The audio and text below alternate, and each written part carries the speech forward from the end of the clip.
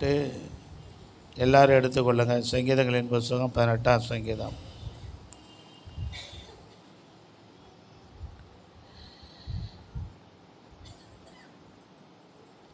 4, 5, 6 வசனங்களை மட்டும் வாசிக்கிறேன், கேளுங்க. மரணக்கட்டுகள் என்னை சுற்றி கொண்டது, துர்ச்சன பிரவாகம் என்னை பயப்படுத்தினது. பாதாள கட்டுகள் என்னை சூழ்ந்து கொண்டது, மரண கண்ணிகள் என்மேல் விழுந்தது. எனக்கு உண்டான நெருக்கத்திலே கர்த்தரை நோக்கி கூப்பிட்டு என் தேவனை நோக்கி அபயமிட்டேன். தமது ஆலயத்திலிருந்து என் சத்தத்தை கேட்டார். என் கூப்பிடுதல் அவர் சந்நிதியில் போய் அவர் செவிகளில் ஏறிற்று. அதற்கடுத்து 16வது வசனம். உயரத்திலிருந்து அவர் கை நீட்டி என்னை பிடித்து ஜலப்பிரவாகத்தில் இருக்கிற என்னை தூக்கிவிட்டார். ஆமென். ஜலப்பிரவாகத்தில் இருக்கிற என்னை தூக்கிவிட்டார். இந்த வசனம் அப்படியே நம்முடைய சபையில் இருக்கிறதான சகோதரி ஜான்சி ராணி அவர்களுடைய மகன், கடைசி மகன், ஒரே ஒரு மகன், 2 பெண் பிள்ளைகள், ஒரு ஆண்மகன். சபைக்கு அவர்கள் சரியாக வந்து கொண்டிருக்கிறார்கள். சபைக்குரிய சந்தாவையும் சரியாக செலுத்துகிறார்கள். சந்தா செலுத்தாத விசுவாசியாக அவர்கள் இருக்கவில்லை. அவர்களே அந்த சந்தா அட்டையை வாங்கி கேட்டு அதை மாதந்தோறும் சரியாக ஃபுல்லப் பண்ணி தராங்க. கர்த்தருக்கு ஸ்தோத்திரம். தம்பிகளுக்கு தெரியும். ஆமென், அல்லேலூயா. எனவே ஒரு ரெகுலரான ஒரு தேவ பிள்ளை அவர்களுடைய குடும்பத்தில் இந்த இப்போ நான் வாசித்த இந்த சங்கீத வசனங்களின்படி ஒரு நிகழ்வு வந்தது. இப்பொழுது அன்பு சகோதரி ஜான்சி ராணி அவர்கள் முன்பதாக வந்து தன் மகனையும் அழைத்து கொண்டு வருவார்கள். வந்து ஒரு சாட்சியை சொல்லுவார்கள்.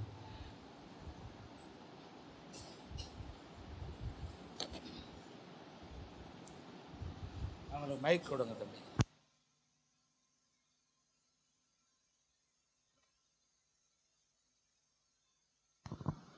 Praise the Lord. உங்களை எல்லாருக்கும் ஸ்தோத்திரம் சொல்கிறேன்.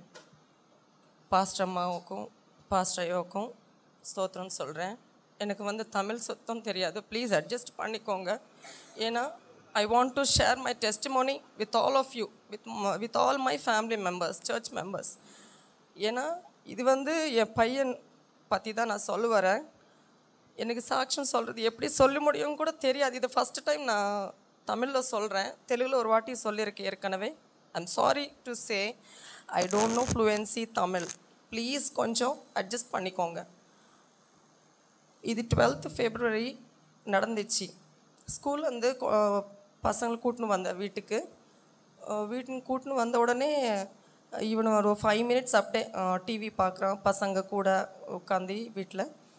அதுக்கப்புறம் நான் வந்து ரொம்ப டயர்ட் ஆகிட்டேன். வீட்டில் ட்ரெஸ் சேஞ்ச் பண்ணிவிட்டு நான் வந்து பசங்களுக்காக ஸ்நாக்ஸ் கொடுக்கலான்ட்டு கிச்சன் ரூமில் போயிட்டேன். இவன் ஒரு 5 to 10 minutes அப்புறம் வந்து, மம்மி நம்ம கீழே போகலாம், வெளியே போகலாம், எனக்கு ஸ்நாக்ஸ் வேணும், ப்ளீஸ் என்னை வெளியே கூட்டின்னு போங்க அப்படின்னு சொன்னான். இவன் நான் வந்து ரொம்ப டயர்டாக இருக்கேன், ஸ்கூல்லேருந்து கூட்டின்னு வந்தல, வேணாம் இப்போ வேண்டாம், கொஞ்சம் நேரம் கழித்து போகலாம், இல்லைனா அப்பா ஏதாச்சும் உனக்காக கொண்டு வருவாரான்னு சொன்னான். ஆனால் கூட இல்லை இப்போ தான் வேணும், இப்போ கிளம்பி போகலாம், நம்ம வருவியா இல்லையான்னு. அப்போ தான் அவன் அடமெண்ட்டான். நான் இல்லை, you have to move now it self, அந்த மாதிரி அவன் அடமெண்ட்டாக இருந்தான். இப்போ வேணாடா, கேளு, நான் சொல்கிறது கேளு அப்படின்னு சொன்னேன். சரி நீ வந்து ரொம்ப டயர்டாக இருக்க, யூ சேஞ்ச் யுவர் ட்ரெஸ், அதுக்கப்புறம் கீசர் போட்டுட்டு அதை குளிச்சுட்டு வான்னு சொன்னேன். அதுக்கப்புறம் இவன் என்ன சொன்னான், சரி மம்மி ஓகேன்ட்டு எல்லா பவுடரு எல்லாமே ட்ரெஸ் நீட்டாக பண்ணிவிட்டு ட்ரெஸ்அப் பண்ணிவிட்டு வந்தான். மம்மி நான் ரெடி ஆகிட்டேன், நீ வரியா, இன்னும் ரெடி ஆகலையா நீ, சரி நான் கீழே போகிறேன், நீ சீக்கிரம் வரணும், நான் கீழே போகிறேன். போகாத வெயிட் பண்ணு, ஒரு 1/2 hour கழிச்சு போகலான்னு சொன்னேன். ஆனால் கூட அவன் அடமெண்ட் அப்படியே போயிட்டான். சரி ஒரு 5 minutes அப்புறம் அவன் கொஞ்சம் டைவர்ட் ஆகிடுவான்ட்டு ஓகேன்ட்டு நான் கூட சரி ஒரு 5 மினிட்ஸ் கழிச்சு கூப்பிடலாம் மேலே. ஆக்சுவலாக நான் வந்து மதுரா கார்டன் அப்பார்ட்மெண்ட்டில் இருக்கிறேன். நாங்கள் 2nd ஃப்ளோரில் இருக்கிறேன். சரி ஓகே டைவர்ட் ஆகும் இவன் அப்படின்னு நான் சரி 5 நிமிஷம் கழிச்சு அவன் கூப்பிடலான்ட்டு நான் அப்படியே சரி விட்டுட்டேன். நான் ரொம்ப டயர்டாக இருக்கேன். சரி 5 மினிட்ஸ் அப்புறம் 2 ஜன்னல் இருக்கும். எனக்கு 2 பால்கனிஸ் இருக்குது. இந்த பக்கம் பார்த்தா நல்ல பார்க் எல்லாமே தெரியும். சைக்கிளில் ஓடிட்டு சரி ஃப்ரெண்ட்ஸ் கூட விளையாடிட்டுறான் இவன். சரி ஓகேன்னு சரி அப்புறமா கூப்பிடலாம் ஒரு 10 மினிட்ஸ் கழிச்சு அப்படின்னு நானும் வெயிட் பண்ணேன். அதுக்கப்புறம் ஒரு 10 மினிட்ஸ் கழிச்சு ஒரு ஏதோ சவுண்டு கேட்டுச்சு எனக்கு. ஒரு சத்தம் அழுகுற மாதிரி ஒரு மாதிரி. நான் வந்து ஜன்னல் இந்த கொசுனால் டோர்ஸ் விண்டோஸ் எல்லாமே க்ளோஸ் பண்ணிவிட்டேன். ஆனால் கூட எனக்கு ஏதோ அழுகுற மாதிரி ஒரு சவுண்டு வந்துச்சு. அந்த சவுண்ட் எதுக்கு ஏதோ சம்திங் இஸ் ஹேப்னிங் அந்த மாதிரி நான் வந்து இந்த பக்கம் ஜன்னலை பார்த்தேன். அவன் இல்லை கீழே. சரி இவன் எங்கே போயிட்டான்ட்டு இந்த பக்கம் ரோட் சைட் ஜன்னல் இன்னொரு இருக்குது. சரி அந்த பக்கம் வந்து பார்த்தா இவன் காணோம், எங்கேயும் இல்லை இவன். சரி ஓகேன்ட்டு நான் அந்த செக்யூரிட்டி கார்ட்ஸ் எல்லாமே இருக்கிறாங்க அங்கே. அவங்க வந்து ஓடுறாங்க. எதுக்கு ஓடுறாங்கன்னு தெரில. நான் அது அந்த டைம் வந்து கரெக்டாக 6:45 ஈவினிங் 6:45. அந்த டைமில் எதுக்கு இந்த செக்யூரிட்டி கார்ட்ஸ் எல்லாம் ஓடுறாங்கன்னு எனக்கே தெரில. சரி ஓகே இவன் எங்கே போயிட்டான், நான் தேடிட்டே இருக்கிறேனே எங்கே போயிட்டான் இப்படின்ட்டு நான் வந்து கீழே வந்தேன். சரி ஓகே சரி பசங்கள் விளையாடுறாங்களே அதனால் ஏதாச்சும் பாம்பு பூச்சிகள் ஏதாச்சும் வந்துச்சோ அதனால் அதை அடிக்கிறதுக்கு போகிறாங்களேன்னு நினச்சேன் நான். அந்த செக்யூரிட்டி கார்ட்ஸ் ஓடுறாங்களே அந்த டைமில். சரி ஓகேன்ட்டு நான் இவனை தேடுறதுக்கு கீழே வந்தேன். வந்ததுக்கப்புறம் வாக்கிங் போகிறாங்க பெரியவங்கள் அந்த பக்கம் இந்த பக்கம். அவங்க எல்லோரும் ஓடி ஓடி போகிறாங்க. எங்கே போகிறாங்கன்னு எனக்கு தெரில. ஒரு ஆண்டி வந்து எனக்கு அம்மா B23 யாரோ ஒரு பையன் கிணறுல விழுந்துட்டான் அப்படின்னு சொன்னான். என் உயிர் அப்படியே போயிடுச்சு. என் வீடு நம்புறது என் பையனாச்சேன்னு ஏன்னா என் உயிரை போயிடுச்சு. என்னால் நம்ப முடியல. எனக்கு அந்த கிணறு இருக்குதுன்னு கூட தெரியல. நான் வந்து ஒரு 3 வருஷம் ஆயிடுச்சு அந்த வீட்டுக்கு வந்து. எனக்கு தெரியல.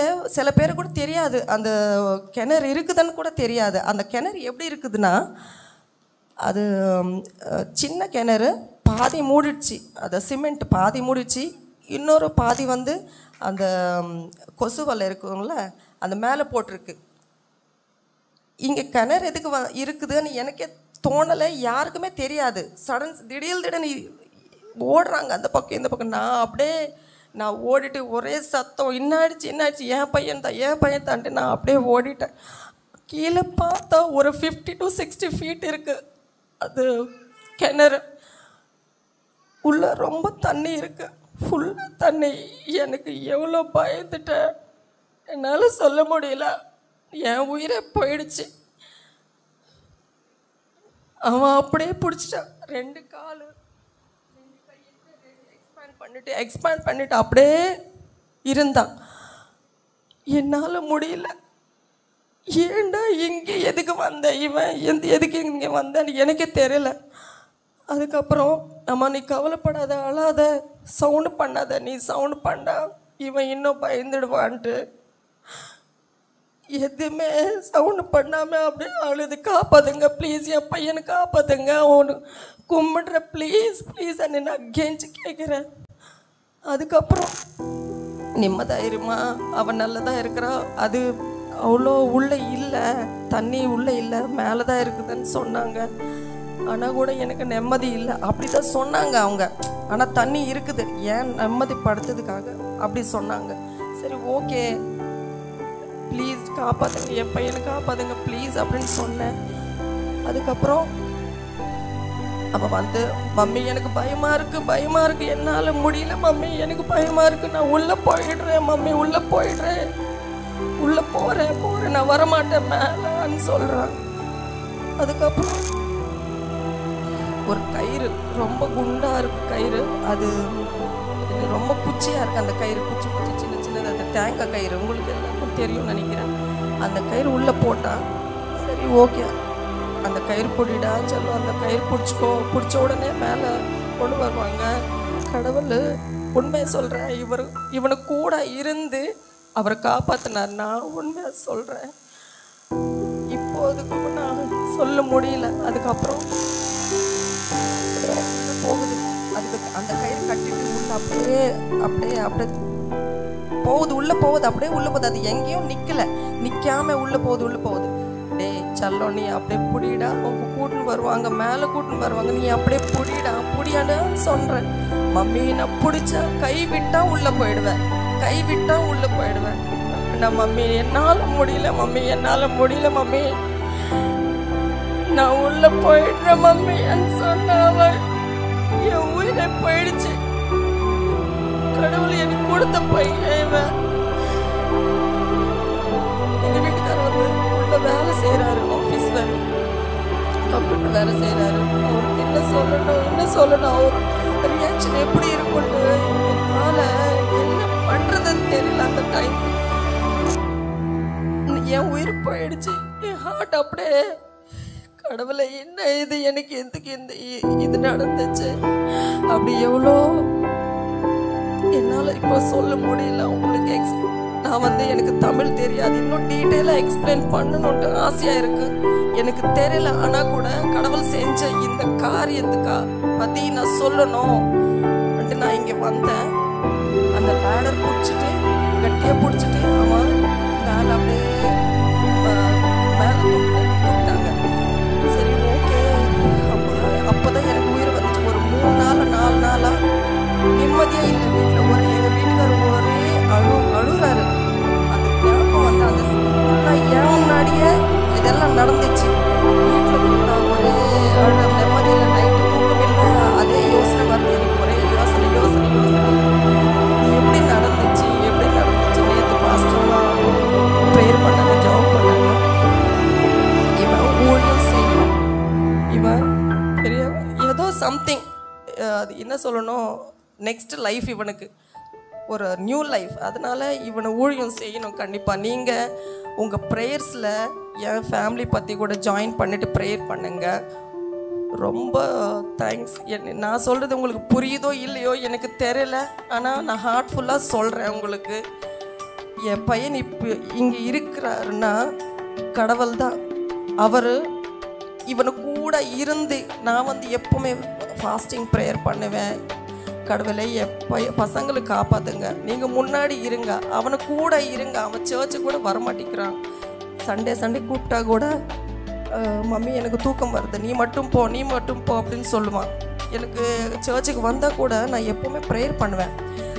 கடவுளே ஏன் இப்படி பண்ணுறா, இவனை சர்ச்சுக்கே வரமாட்டேங்கிறானே, எனக்கு தமிழ் தெரியாது, பசங்களுக்கு தெரியணுன்ட்டு சர்ச்சில் வளரணும், க்ரோத் ஆகணுன்ட்டு இங்கே வந்தேன் நான். நான் வரமாட்டேன்னு சொல்கிறானே, நீங்கள் பாருங்கள் கடவுளே. ஒரே ப்ரேயர் எப்போவுமே 3 பசங்களுக்காக நான் ப்ரேயர் பண்ணுவேன். எனக்கு அது வேணும் இது வேணும்ன்ட்டு நான் எப்போவுமே ப்ரேயர் பண்ண மாட்டேன். அல்லேலூயா. ஆமாம், ராஜ் தருண் உயிரை கர்த்தர் காப்பாற்றினார். ராஜ் தருண் இன்றைக்கு உயிர் இருக்கிறது, அது இயேசு கிறிஸ்துவினாலே. ஆமென்.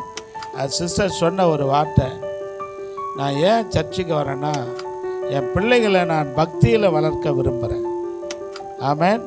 நான் எதற்காக சர்ச்சுக்கு வரேன்?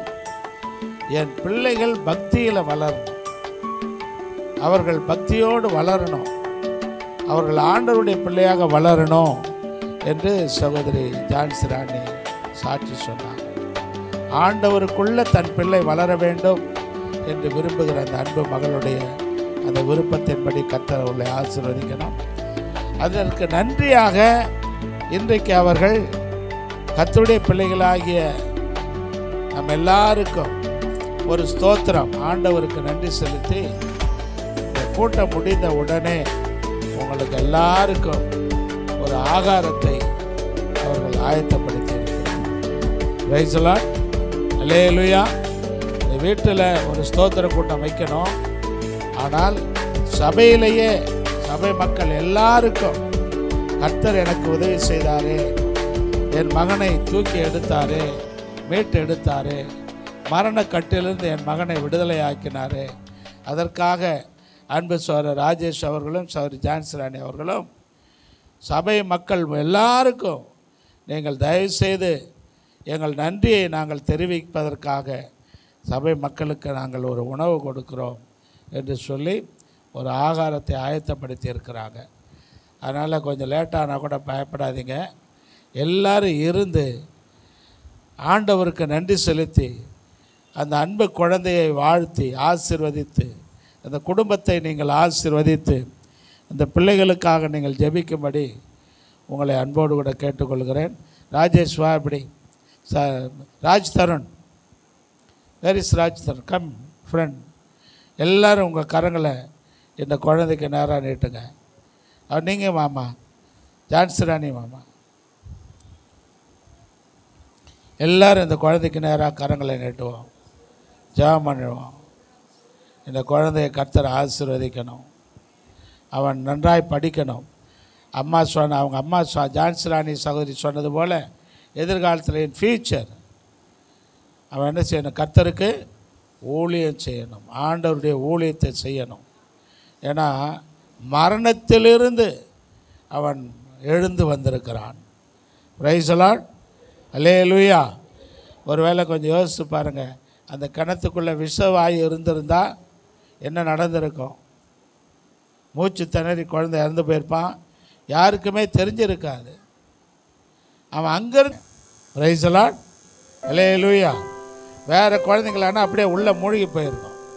ஆனால் அவனுக்கு நல்ல ஆண்டவர் நல்ல ஞானத்தை கொடுத்துருக்கிறார். காலும் கையும் எப்படி உபயோகப்படுத்தணுங்கிற அந்த அந்த ஒரு நம்பிக்கையை கர்த்தர் அவனுக்கு கொடுத்ததுனால அவன் பிழைத்து கொண்டான். இப்போ நம்ம எல்லாம் ஜெபம் பண்ணுவோம், கண்களை மூடி கர்த்தர் நோக்கி பார்ப்போம். இந்த அன்பு குழந்தை கர்த்தர் ஆசீர்வதிக்க, ராஜ் தருண் ஆசீர்வதிக்கப்பட வேண்டும். ஜெபம் பண்ணுவோம். வானத்திலே பூமியிலே சகல அதிகாரமும் வல்லமை படைத்த பரிசுத்த பரலோக பிதாவே, அன்பு சகோதரர் ராஜேஷ் அவர்களுக்கும் அருமையான சகோதரி அவர்களுக்கு கொடுத்த அன்பு மகன் ராஜ் தருணை உடைய திருக்கரங்களை ஒப்படைக்கிறேன். ஆசீர்வதியும் ஆண்டவரே. மரணம் அவனை விழுங்க பார்த்தது, பாதாளம் அவனை விழுங்க பார்த்தது. ஆனால் மரணத்தை ஜெயித்த தேவனாகிய கர்த்தர் அன்பு குழந்தையை அந்த மரணக்கட்டுகளிலிருந்து நீர் விடுதலை ஆக்கினீர். அந்த துர்ச்சன பிரவாகத்திலிருந்து கர்த்தர் விடுதலை ஆக்கினீர் ஆண்டவரே. ஒரு நோக்கத்தை அந்த குழந்தையின் மீது நீர் வைத்திருக்கிறீர் ஆண்டவரே.